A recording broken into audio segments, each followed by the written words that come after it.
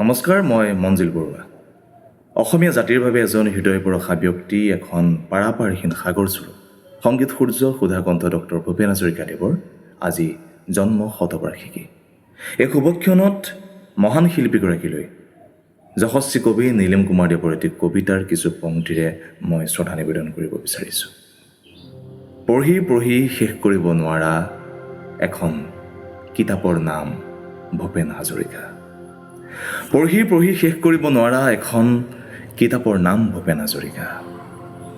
ঢৌ গণি গণি শেষ কৰিব নোৱাৰা এখন কল্লোলিত সাগৰৰ নাম ভূপেন হাজৰিকা।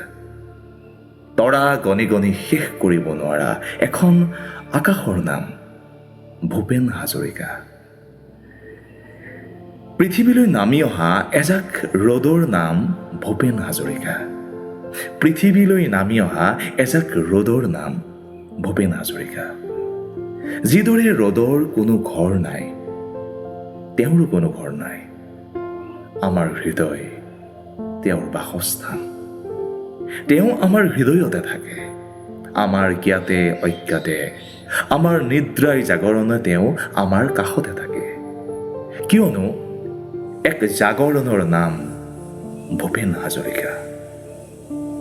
আপোনাৰ সোঁ কাষে ভূপেন হাজৰিকা, আপোনাৰ বাওঁ কাষে ভূপেন হাজৰিকা, আপোনাৰ আগে আগে ভূপেন হাজৰিকা, আপোনাৰ পিছে পিছে ভূপেন হাজৰিকা। পঢ়ি পঢ়ি শেষ কৰিব নোৱাৰা এখন কিতাপৰ নাম ভূপেন হাজৰিকা। ধন্যবাদ।